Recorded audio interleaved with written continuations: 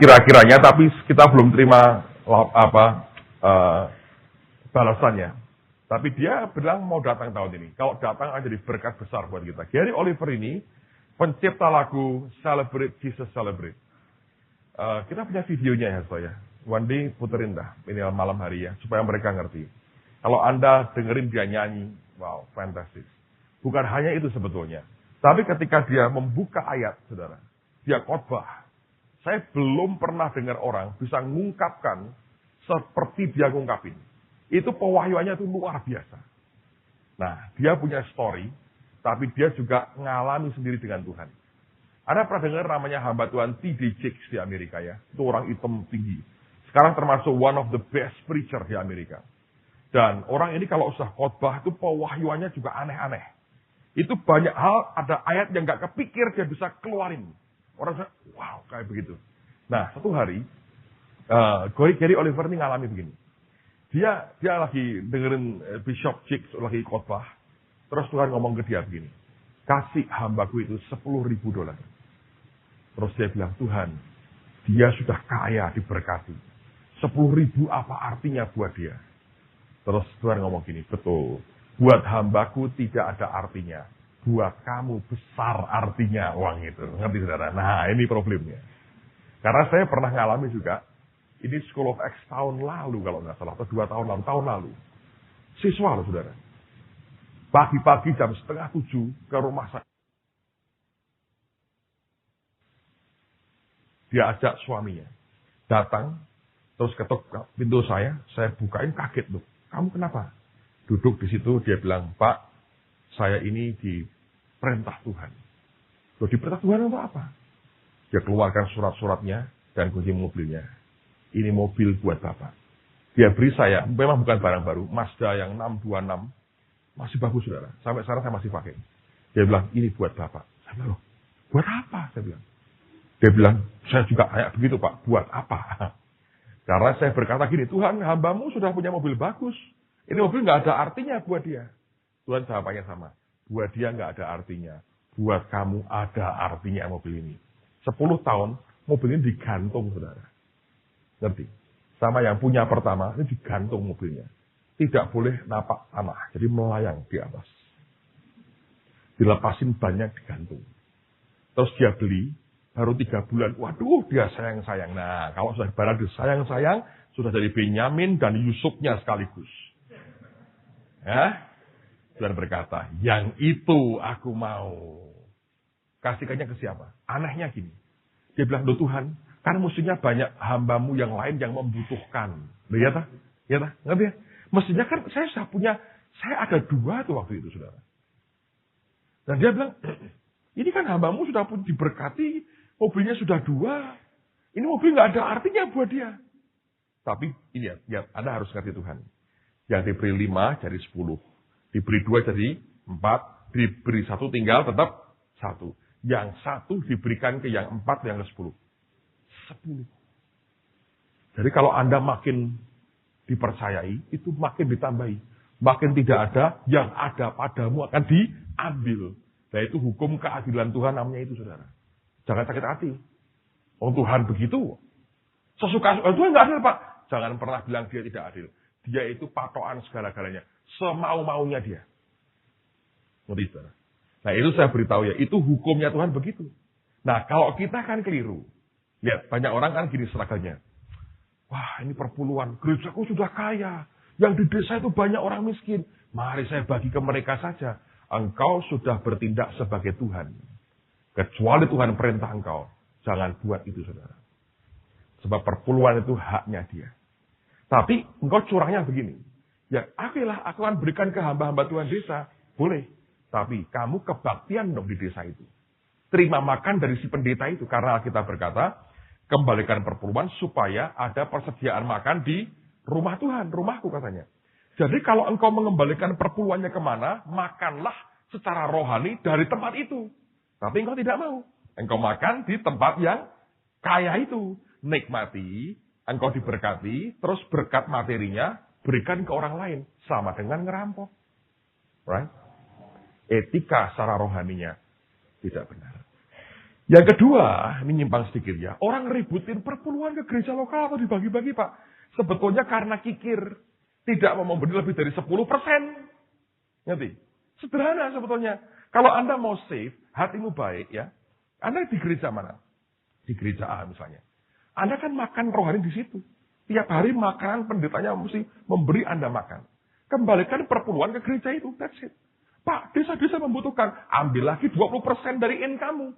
Bagikan ke mereka. Lah sayang Pak. Nah, itu masalahnya. Saudara tidak mau korban lebih dari 10%.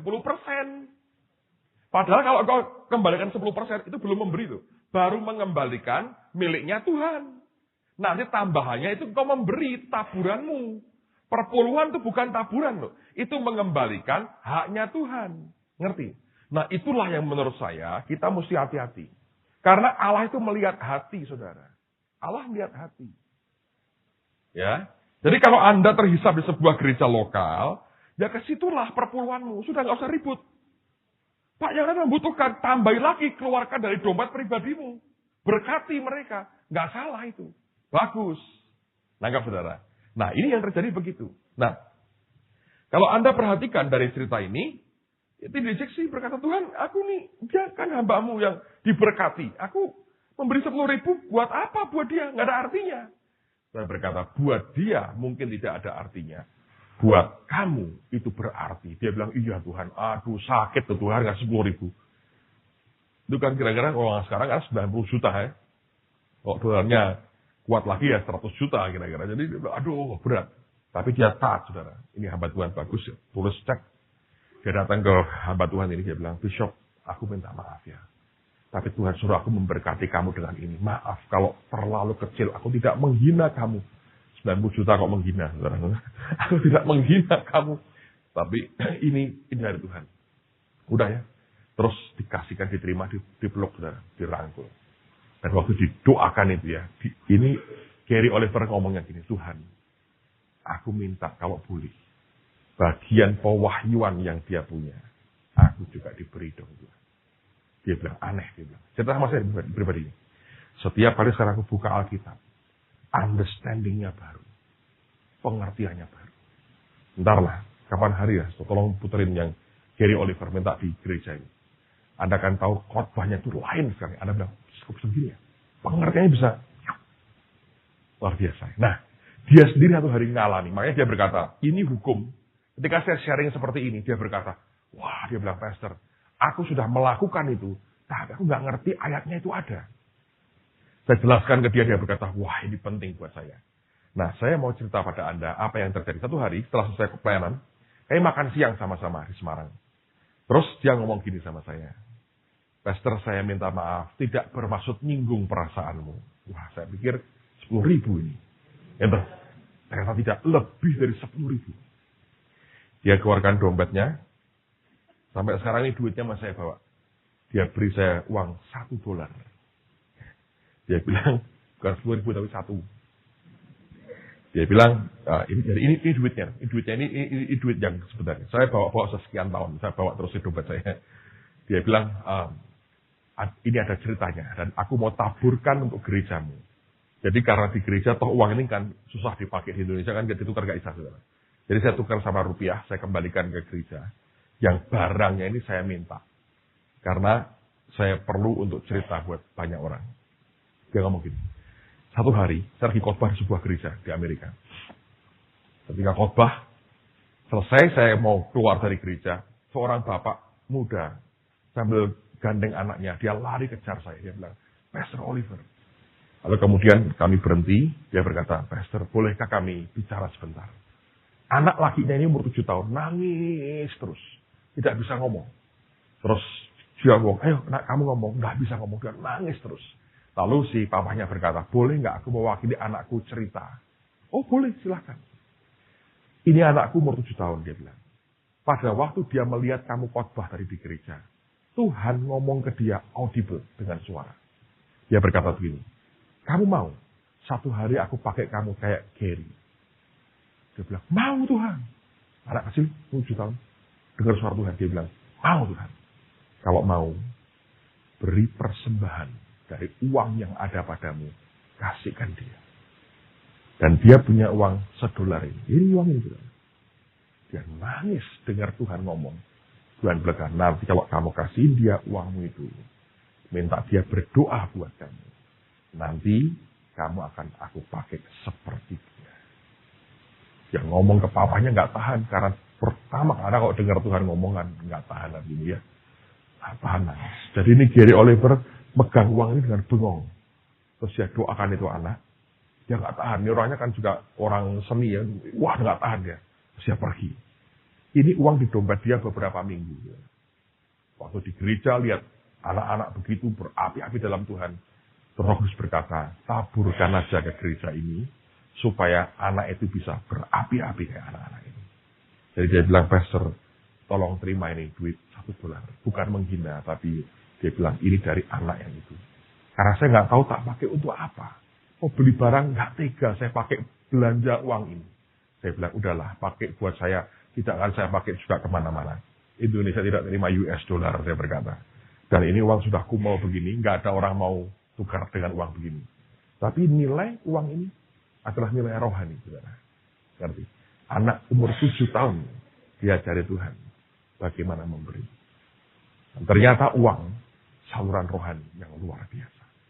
Amen. Nah, lihat lagi beberapa ayat firman Tuhan. Matius 10 ayat 40 sampai dengan ayat yang ke-42. Matius 10 ayat 40 sampai dengan ayat yang ke-42. Silahkan, Pastor. Matius 10 ayat 40 sampai dengan 42. Barang siapa menyambut kamu, ia menyambut aku. Dan barang siapa menyambut aku, ia menyambut dia yang mengutus aku. Barang siapa menyambut seorang nabi sebagai nabi, ia akan menerima upah nabi. Dan barang siapa menyambut seorang benar sebagai orang benar, ia akan menerima upah orang benar. Dan barang siapa memberi air sejuk secangkir saja pun kepada salah seorang yang kecil ini, karena ia muridku, aku berkata kepadamu, sesungguhnya ia tidak akan kehilangan upahnya daripadanya. Amen. Siapa terima nabi sebagai nabi. Nah ini problemnya. Orang-orang Nazaret tidak bisa menerima Yesus sebagai Mesias mereka. Mereka terimanya sebagai anak Yusuf dan Maria. Akibatnya kita berkata, Yesus tidak bisa melakukan mujizat di sana. Dia hanya menyembuhkan beberapa orang sakit. Kenapa? Kita berkata, Yesus tidak bisa. Ada yang membelenggu kuasanya, tanda petik. Kenapa? Karena mereka tidak menerima Yesus sebagai Mesias, sebagai Tuhan. Tapi diterima sebagai anak Yusuf dan Maria. Nah, orang yang terima nabi sebagai nabi, dia akan terima upah nabi. Nah, di sini Anda mesti hati-hati. Karena ketika Anda berhubungan dengan banyak orang, hati kita bisa distrak, bisa kacau. Ya. Dan kekacauan hati kita, itu bisa merugikan banyak dalam kehidupan kita. Ini saya baru alami kemarin sore, pulang dari tempat ini. Sore-sore saya ditelepon oleh Ibu Iin Cipto, anaknya Pak Yusak Cipto. Tak ceritain. Dia ngomong begini, Pak, saya mau sharing sebentar. Oh ya, silahkan. Saya kan termasuk penasihat di ministry. Dia melayani di Yayasan Mahanaim. Itu melayani 3.000 pemulung di Jakarta dan sekitarnya. Kalau Anda ngikutin dia, Anda harus tahan di tempat sampah. Itu di Bandar Gebang gitu ya. Wah itu kalau sudah itu tempatnya lalat. Wah Anda bisa dikerumuni lalat, bisa habis dimakan lalat di situ. Tempat sampah tumpuan. Tapi banyak stafnya tinggal di situ. Nah. Tapi ini orang menurut saya dipakai Tuhan luar biasa lah. Ministry itu menghabiskan budget besar sekali. Karena itu nyekolahin anak, segala macam. Sekarang dia sudah punya sekolah. Hebat. Luar biasa. Dan setiap bulan itu ya minimal bisa 100 juta itu kebutuhannya untuk operasionalnya dia. Wah saya bilang gede sekali. Tapi dia nggak punya sponsor. Dari waktu ke waktu Tuhan kirim orang-orang untuk memberkati dia. Dan selama sekian tahun tidak pernah putus. Selalu Tuhan sediakan dananya. Hebat. Karena kalau kumpul dengan orang-orang seperti ini diberkati sekali. Nah, dia cerita. Dan orangnya rendah hati dan mau terbuka dengan saya. Nanti saya sampaikan kepada Anda untuk kita belajar dari hidupnya hamba Tuhan ini. Kelak Ibu Iin akan ngajar di tempat ini ya. Bulan Juni atau Juli ya. Bulan depan lah menurut saya. Bulan depan ya. Ibu Iin akan ngajar seminggu di tengah-tengah kita. Nah, gini saudara, dia tuh ngomong gini, Pak, saya ini terus terang ya. Ketika saya John Avans ini datang ke Jakarta. Hati saya itu siap. Nah, ini gara-garanya tahu. Karena ada orang ngomong sama saya begini. Loh, yang didoakan kok cuma yang ngasih Benyaminnya. Padahal di Jakarta kan saya mendampingi. Hari kedua, semua diurapi. Itu bukan orang yang memberi itu. Semua diurapi. Jadi itu omongan nggak tahu dari mana. Tapi nyampe ke kita. Anda mesti hati-hati ya. Tidak semua perkataan, sekalipun dari anak Tuhan itu bisa membangun manusia roh kita. Nah, orang kalau dengar begitu, dia kan tidak hadir. Itu langsung, aduh, iya ya. Jadi yang punya duit aja dong yang diurusin. Nah, mikirnya gitu kan. Wah, dia sudah siap dengar kasetnya dengan sikap hati yang sudah negatif. Tapi bagusnya gini, kalau orang lain dengar gitu terus ngomong, wah gitu. Ya. Wah, saya nggak terima ini begini, ribut. Nah, saya berkata, hati-hati. Kalau ada yang Anda belum bisa mengerti, atau Anda siap, jangan datang ke orangnya, atau ke orang lain, frontal Anda ngomong. Kalau saudara ternyata salah di depan Tuhan, mesti bayar harganya. Apalagi Anda jamaah hamba Tuhan. Tapi orang ini, saya belajar, ini saya belajar dewasa. Dia ngerti apa yang harus dia buat. Ketika sudah kacau balau hatinya, kok begini, kok begitu, kok begini, kok begitu, dia datang ke Tuhan. Bahkan tidak telepon papanya. Ya, Musa tidak telepon papanya. Ya, datang ke Tuhan, tanya. Ya, komplain. Ya, Tuhan, hambamu kok begini. Dan dia cerita sama saya pribadi, dia berkata apa? Saya diberi penglihatan. Menarik sekali. Dalam penglihatan itu saya melihat di surga itu banyak gudang. Macam-macam. Yang dilihat beberapa, ada satu gudang, isinya apa? Organ tubuh manusia. Jadi macam-macam itu. Karena kalau butuh apa, tuh di surga ada tempatnya, nyimpen itu saudara rupanya. Lalu rupanya, tiap gudang itu ada yang jaga. Ada yang jaga untuk distribusi. Ngerti saudara? Cara alam rohani ini ya, distribusi. Terus dia dibawa Tuhan lihat, itu ada gudang, isinya kekayaan. Ada beberapa orang juga yang tugasnya mendistribusi. Yang paling kelihatan jelas buat dia. Satu di antaranya, John Avans ini. Loh, kaget ya. Wah, gawat ini. Orang ini yang distribusi. Walah, kalau aku ngantemin ini, makanya berkatku seret ini. Berat ini, dia bilang. Terus dia bilang, Tuhan, orang antri. Loh, kok dia Tuhan? Iya. Dan Tuhan ngomong gini. Dia berhak, ya, sesuai dengan firmanku, menetapkan syarat apapun untuk orang terima dari apa yang aku sudah percayakan lewat hidupnya. Karena aku sudah beri dia kuasa, otoritas.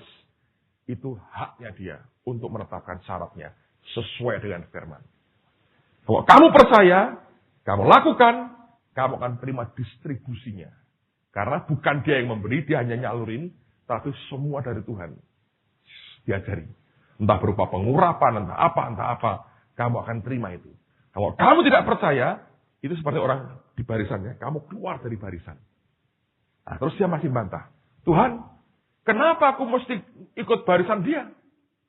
Lebih baik Tuhan, aku minta langsung ke Engkau. Tahu jawaban Tuhan? Bisa nggak minta langsung? Bisa sebetulnya. Bisa kan? Langsung ke Tuhan? Bisa kan? Bisa. Memang bisa. Begitu dia ngomong begitu, dia lihat antrian lain, entah di gudang mana, lihat papahnya ngantri. Dia mau minta langsung, papahnya Pak Yusak itu ngantri. Loh, kok ngantri? Papa kok ngantri? Papahnya ngomong dalam penglihatan itu. Kalau kamu bisa langsung, tapi ada orang yang dipakai, kamu mau antri. Itu namanya rendah hati. Bertobat ya. Nangis, dia bilang, ampuni aku Tuhan. Salah. Nah, mau telepon kemana? Jenawan sini? Nggak bisa toh. Bahasa Inggrisnya nggak terlalu lancar. Belandanya juga kurang baik. Walaupun luar negeri Belanda bertahun-tahun.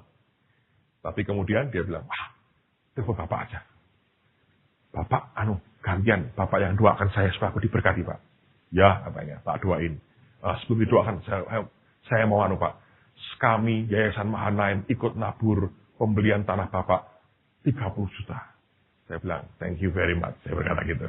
Terus saya doakan. Jadi saya dapat berkatnya. Dia bertobat. Saya dapat berkatnya, saudara. Jadi saya nikmati berkatnya. Dan buat saya mengharukan sekali. Yayasan Mahanaim melayani pemulung, memberi kita 30 juta.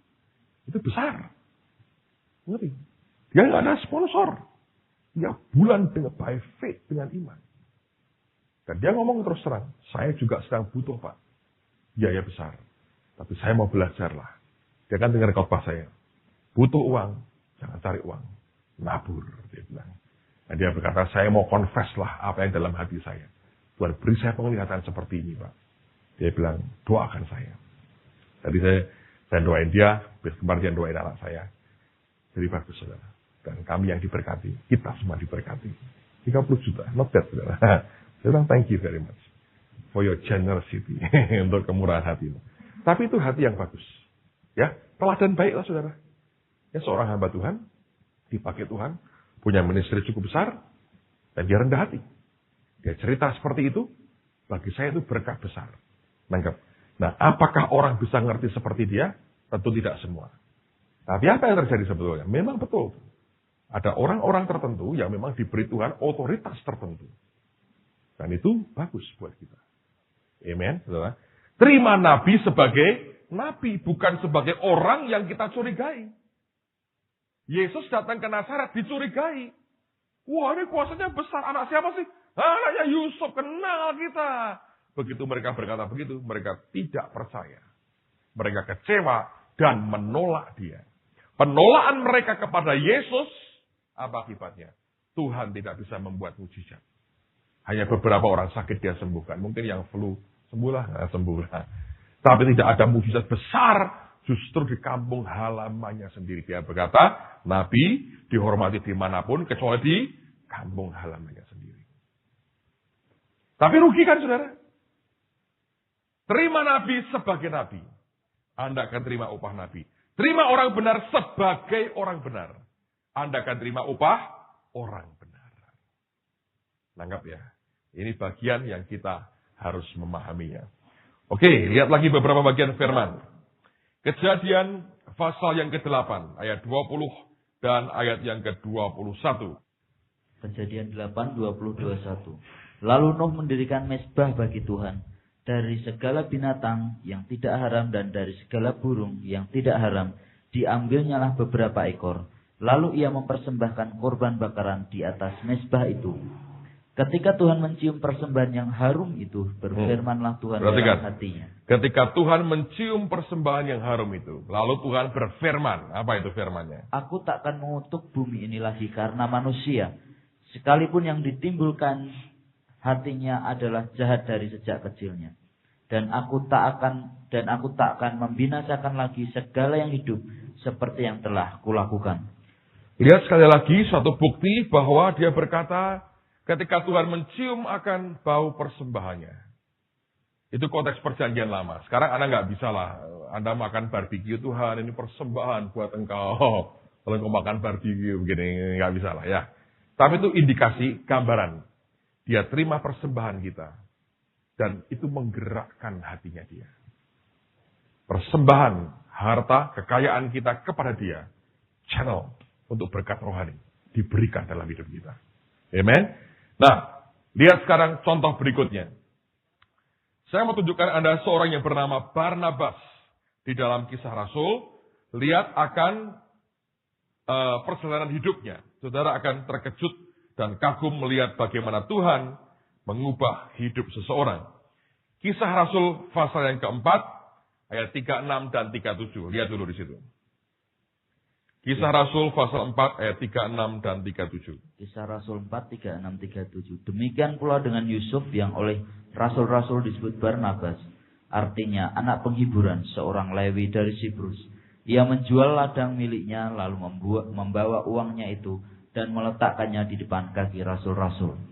Perhatikan ya, Alkitab berkata, ada orang bernama Barnabas. Pada waktu itu dia belum rasul. Dia menjual ladang miliknya. Nah, Alkitabiah ya. Gereja terima banyak sertifikat ini juga Alkitabiah. Orang menjual ladang miliknya, tanahnya, dan menyerahkan hasilnya di depan kaki siapa? Para rasul. Terusin pasal 11 ayat 22 dan 23. Maka sampailah kabar tentang mereka itu kepada jemaat di Yerusalem. Lalu jemaat itu mengutus Barnabas ke Antiokhia. Setelah Barnabas datang dan melihat kasih karunia Allah Bersukacitalah ia. Ia menasihati mereka supaya mereka semua tetap setia kepada Tuhan. Nah, lihat sekarang pasal 13 ayat 1 dan 2. Pasal 13 ayat 1 Kisah dan Rasul 2. 13 ayat 1 dan 2. Pada waktu itu dalam jemaat di Antiokhia ada beberapa nabi dan pengajar, yaitu Barnabas dan Simeon yang disebut Niger, dan Lukius orang Kirene, dan Menahem yang diasuh bersama dengan raja wilayah Herodes dan Saulus. Kalau Anda perhatikan ya, ini luar biasa. Bahwa ketika awalnya Barnabas ini menjual tanahnya, diberikan di depan kaki Rasul. Sekian waktu kemudian, dia sendiri jadi seorang Rasul. Jadi itu ada keterkaitannya. Saya pernah ceritakan kepada saudara tuh, apa yang saya alami beberapa dari akhir tahun lalu. Saya ini sudah bertahun-tahun tidak bergaul dengan Pak Alex Abraham. Tiba-tiba dia berkata, belajar juga dari hambaku ini. Singkat cerita saya ke sana, saya tanya banyak hal dengan beliau, diceritakan banyak hal, dia terbuka sekali. Kan Pak Alex orangnya kalau ngomong mau belak-belakan gitu ya. Jadi saya datang ke dia, belajar. Nah, orangnya terbuka semua, dia cerita tanpa takut apapun. Orangnya memang open, terbuka gitu. Nah, saya belajar, dia ngomong, cerita semua. Saya tanya banyak hal. Terutama saya bilang begini, Pak Alex, Bapak ini kan punya jemaat begitu besar. Bagaimana cara Bapak nyiapkan kelak pengganti Bapak gimana? Itu kalau orang biasa tanya marah, kamu pikir saya mau mati ya? Gitu, enggak, saya bilang enggak. Mungkin Bapak pensiun atau apa, tapi pokoknya Bapak memikirkan enggak penggantimu siapa? Dan dia bilang, dia ngomong panjang lebar, dan ujungnya dia berkata, tidak bisa dengan secara manusia disiapkan. Tuhan pasti sudah menyiapkan sendiri. Menurut caranya dia. Nanggap ya. Nah, panjang lebar saya ngomong, Tuhan ngomong sama saya gini. Nanti selesai dia sharing, minta dia berdoa buat kamu. Selesai, mau pulang, saya bilang, Pak doain saya. Dia bilang, enggak mau. Kamu doakan saya dulu. Saya doain dia, terus dia ganti doain saya. Saya pernah cerita tuh.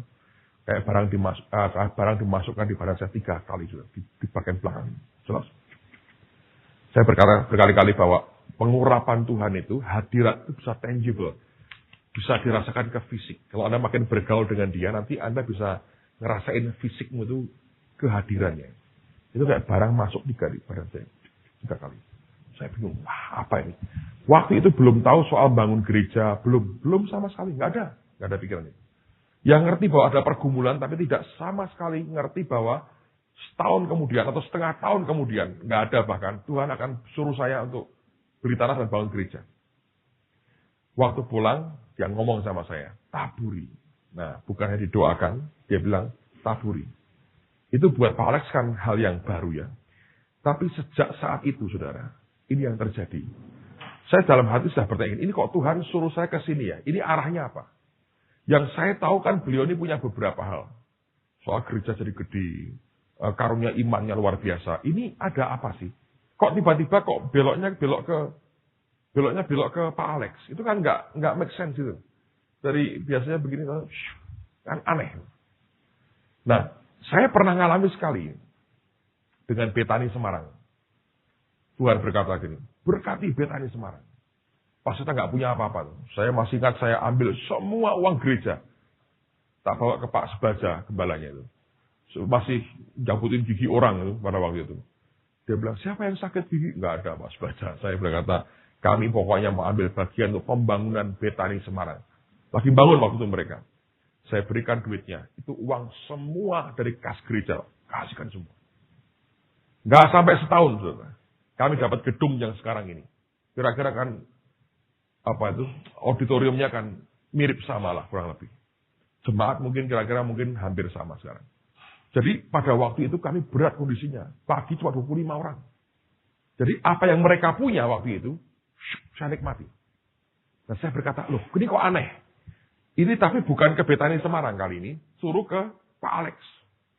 Surabaya. Saya bilang, waduh ini ada apa sebetulnya? Itu pertanyaan besar di hati karena begini, kalau Anda kenal dengan Tuhan, tidak ada sesuatu apapun yang dia lakukan yang tidak punya arah. Mesti ada arahnya, saudara. Nah, sekalipun, ini Anda mesti ngerti. Alkitab berkata, firman-Mu itu pelita buat kakiku, terang bagi jalanku. Zaman dulu ya, orang kalau pergi malam hari, nggak punya obor atau apa, itu bisa juga mereka pakai seperti sepatu khusus, yang di ujungnya itu ada seperti sumbunya, mereka kasih api kecil. Itu hanya cukup untuk selangkah. Ngerti? Jadi kalau Anda berdiri, yang kelihatan cuma langkah di depan. Kalau terlalu gede, membakar jubahnya. Kecil aja, selangkah. Anda melangkah, langkah berikutnya terbuka. Anda melangkah lagi, terbuka. Jadi jalan pelan-pelan, tapi Anda bisa gerak terus dengan Tuhan. Nah, Tuhan kalau kerja begini, dia buat kita ngerti selangkah, selangkah, selangkah. Ada kalanya dia buka pengertiannya. Akan seperti ini. Tapi seringkali langkah demi langkah. Nah, itu perlu iman, saudara. Perlu ketaatan untuk melakukan yang dia perintahkan. Saya bingung, ini kaitannya apa? Kenapa mesti memberkati dia? Kenapa mesti kita didoakan dia? Hubungannya apa? Ketika kebutuhan gereja makin mendesak. Tapi yang terjadi begini sih. Pada saat saya kerjakan itu jumlah jemaat itu gedung itu padatnya cepat. Padat. Di belakang ada pintu kaca ya, partisi itu. Harus dibuka sekarang. Sampai keluar. Samping sudah mulai penuh. Itu cepat sekali. Saya bilang, ini ada apa sebetulnya? Nah, ketika kebutuhan gereja makin mendesak, kita berdoa, Tuhan bicara itu di mobil. Mulai melangkah. Langsung saya ngerti. Ini pasti berkaitan dengan yang Tuhan mau sekarang. Tapi itu sudah dikerjakan dulu. Pertanyaan besar ini terjawab. Oh, ngerti saya. Nah, kalau Anda ingin proyek besar seperti itu, saudara secara hati perlu punya connect dengan orang yang sudah melewati masa itu. Ngerti? Kekayaan rohaninya dia melewati masa bangun gede dengan dana besar, Anda butuhkan. Ya, terus terang begini, Anda butuh kira-kira mungkin 30-50 miliar. Jangan belajar dengan orang yang tiap tahunnya hanya 2-3 juta. Anda nggak bisa belajar apa-apa. Karena ini kan jumlah angka yang gede sekali. Tuhan rupanya ngerti. Kamu tidak bisa sendiri. Kamu mesti rendah hati, belajar lewat dari orang lain. Masuk situ. Anehnya saya berkata, semuanya jalan dengan cepat. Dari pengen bangun 5.000, dia yang mau buat 12.000. Saya telepon ke Pak Yusak, dia bilang, jangan ditolak dulu. Saya bilang, ini aneh jawabannya. Belakangan saya makin ngerti, ini memang yang Tuhan mau. Karena memang dari jemaat mulai ngomong, Pak, betul Pak, jangan 5.000.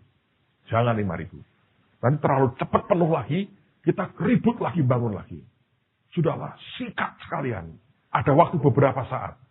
Tapi saya belajar ya, ini memang Tuhan luar biasa.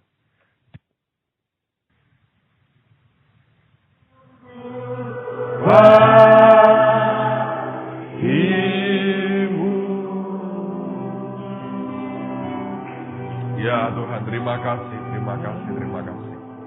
Terima kasih. Kami tahu tidak ada ucapan syukur kami yang cukup mewakili dan menyatakan seberapa luar biasanya Engkau bagi kami Tuhan. Karena sungguh kami punya Allah yang setia, Tuhan yang maha baik, Tuhan yang penuh kesabaran dengan anak-anaknya.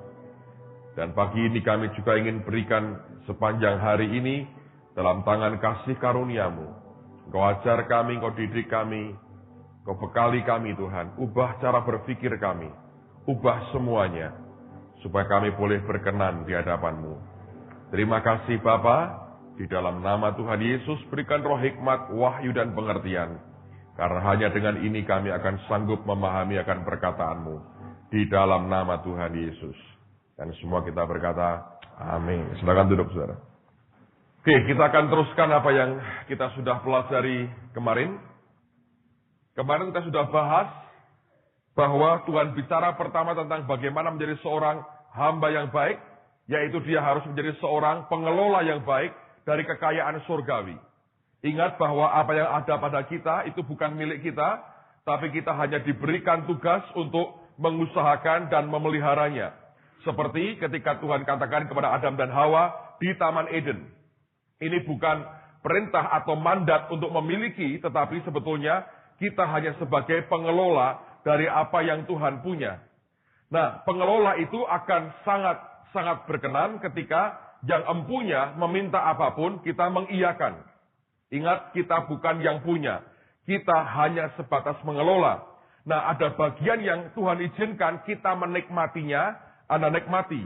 Bagian yang Dia berkata, kembalikan kepadaku, kembalikan kepadanya. Jelas ya, saudara ya? Jadi kalau Anda ingin berkenan, siap sedia, jadilah pengelola dari apapun yang Tuhan percayakan kepada kita. Nah, terus terang, ada banyak orang, bukan hanya harta lah, kadang-kadang posisi, ya, kedudukan, pengaruh, atau popularitas, itu bahkan dianggap sebagai milik pribadinya. Itu menimbulkan kekacauan. Saya belajar kalau seorang gembala misalnya menganggap gereja itu adalah milik pribadinya, itu awal kekacauan. Kalau Anda perhatikan nanti akan muncul suatu family system di dalamnya. Akan muncul dinasti. Nah, di situ akan mengkebiri akan orang-orang yang berpotensi dari pemimpin karena sekedar dia bukan anggota big family kami. Nah, itu merupakan hal yang buruk sekali. Dan di mana-mana saya perhatikan terjadi seperti itu, oleh karena cara pengaturan dalam keuangannya tidak beres, didasari oleh karena apa? Pemahamannya, understanding-nya tidak beres juga.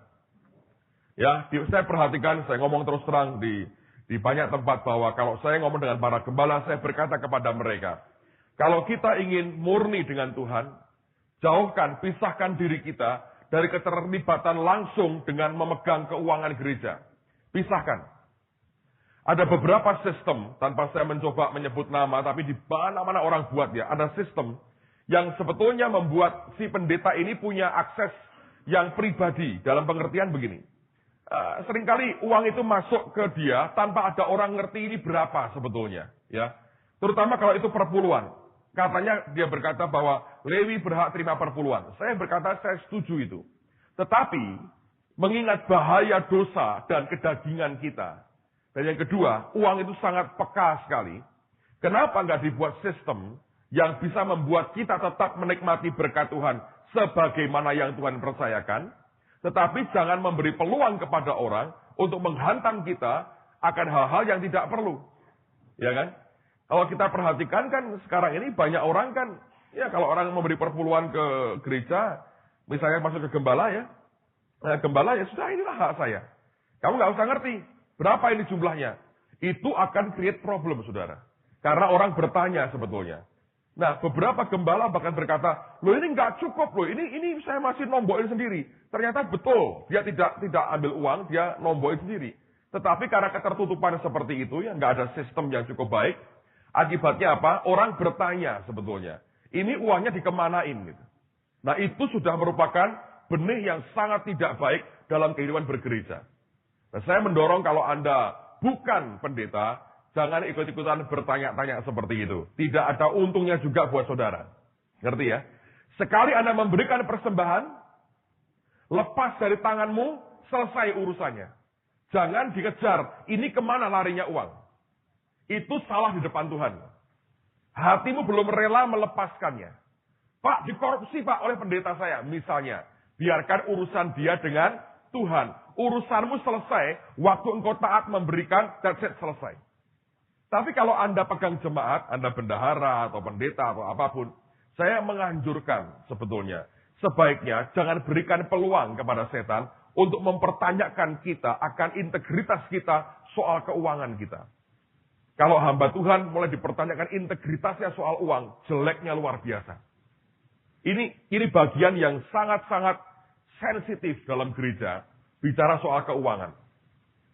Saya belajar dari sejak awal, ketika gereja masih kecil sekali, dan ketika bahkan saya beberapa tahun pertama tidak terima 1 rupiah pun dari gereja, karena nggak ada mau terima apa, saya berkata begini, dari awal mari kita tata, bahwa semua hamba Tuhan di gereja ini terima gaji. Perpuluhan seperti apapun, masuk di kantong kolektor, masukkan ke bendahara. Terus dibuat sistem. Ya, kalau Tuhan izinkan nanti kelak sesekali saya akan minta beberapa orang yang teman-teman yang ngurus di dalam itu untuk cerita dengan saudara. Akan jadi input baiklah. Tapi ingat loh ya, kalau saya ceritakan begini, bukan sebagai bahan Anda ngantemin orang lain. Ngerti? Seringkali cara respon kita nggak dewasa. Kita berkata, wah ini bagus nih, tidak jelek, di-compare. Anda menciptakan masalah. Ya, saya berikan ini supaya kelak kalau saudara diberi kepercayaan oleh Tuhan, saudara bisa buat yang lebih baik. Tangkap ya. Tapi bukan untuk mengkritik orang lain. Nah, saya belajar dari pengalaman bahwa kalau tidak dengan cara terbuka seperti itu, akan berat. Pak, kalau digajikan sedikit, siapa bilang? Ya tergantung dong keadaan keuangan. Kalau memang memungkinkan, ya baguslah kita beri secara baik.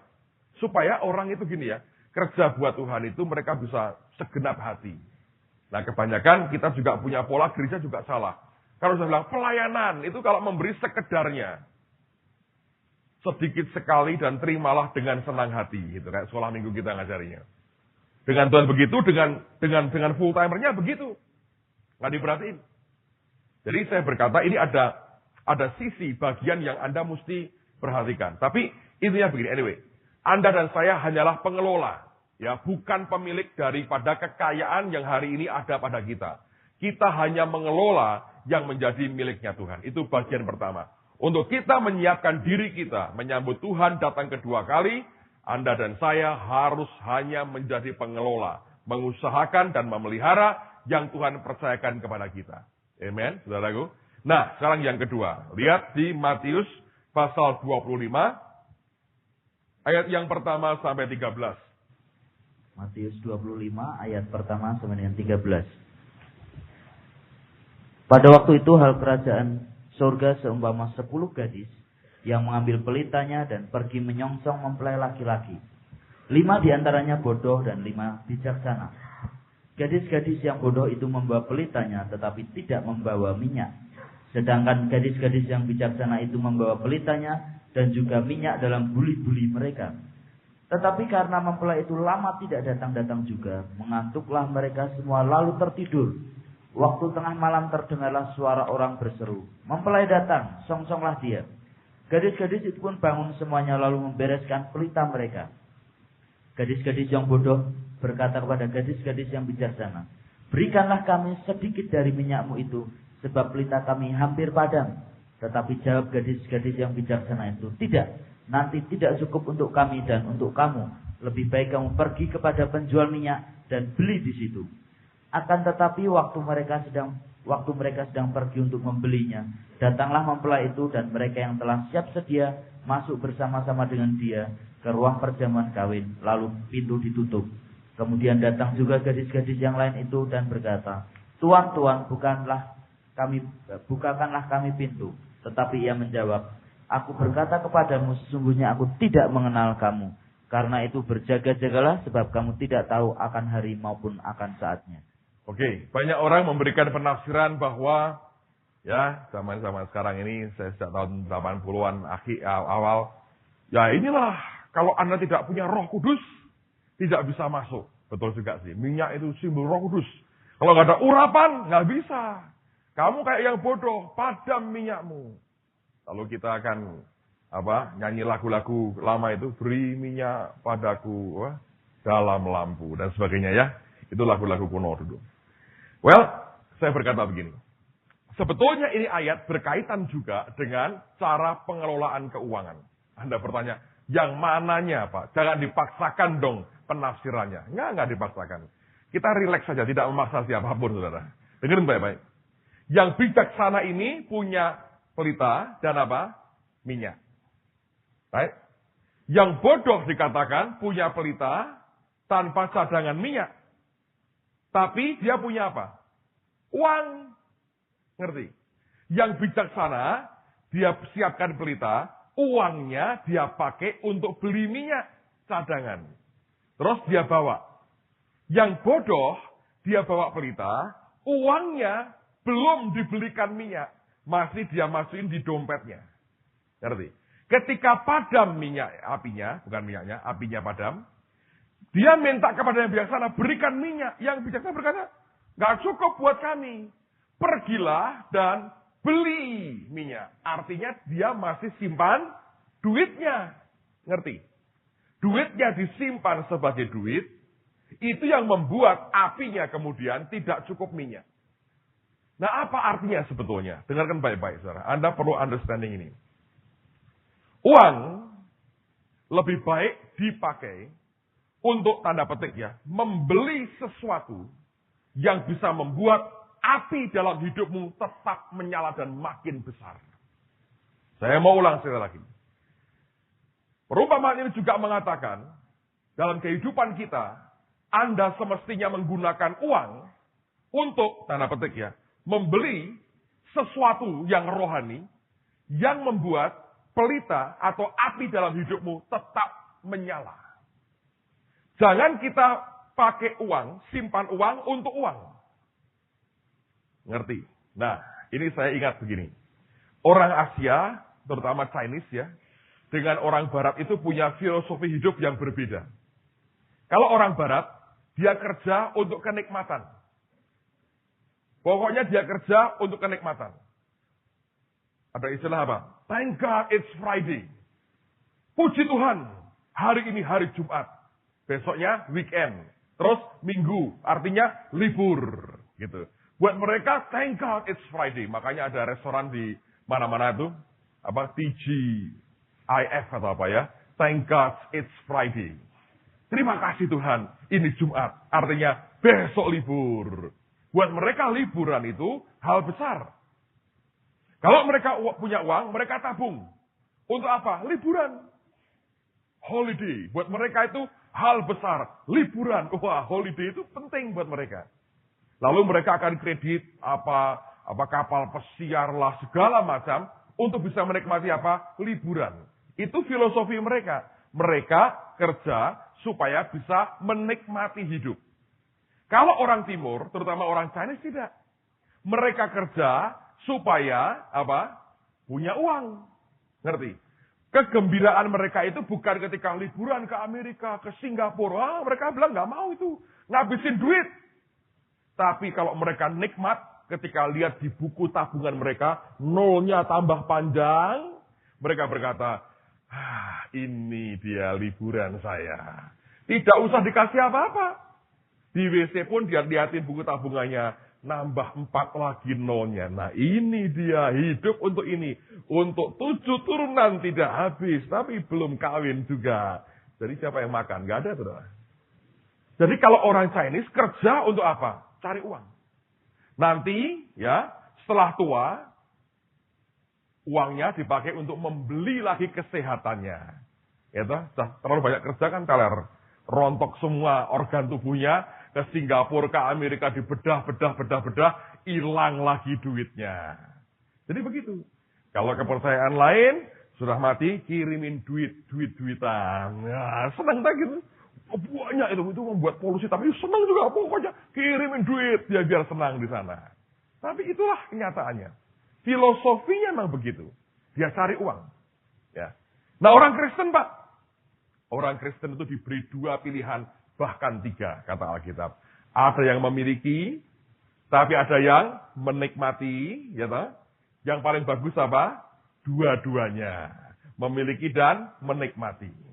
Kalau Anda hanya memiliki, seperti orang buta, punya televisi 300 inch. Yang nonton pembantu dan sopirnya. Atau orang lumpuh punya kolam renang. Yang berenang pembantunya. Dia hanya memiliki, bayar pajaknya, tapi tidak menikmati. Nah kalau orang menikmati, saudara, tidak usah mempunyai, tapi dia nikmati. Baru mau ke School of X, ada temannya naik baby Benz lewat. Ikut. Dia nggak perlu bayar. Mau pulang ngantri bus, Rolls Royce lewat. Ikut pulang, ikut. Tiap hari begitu 30 tahun kan menikmati, saudaraku. Ya kan, contoh ekstrimnya.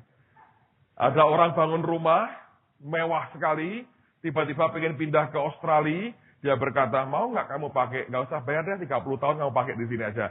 Dia nggak usah bayar apa-apa, dia menikmati. Tapi orang biasanya nggak puas dengan menikmati. Orang ingin dua-duanya, memiliki dan menikmati. Akhirnya satu dalam dosa, keserakahan, dan cinta akan uang, akhirnya masuk ke neraka, saudara.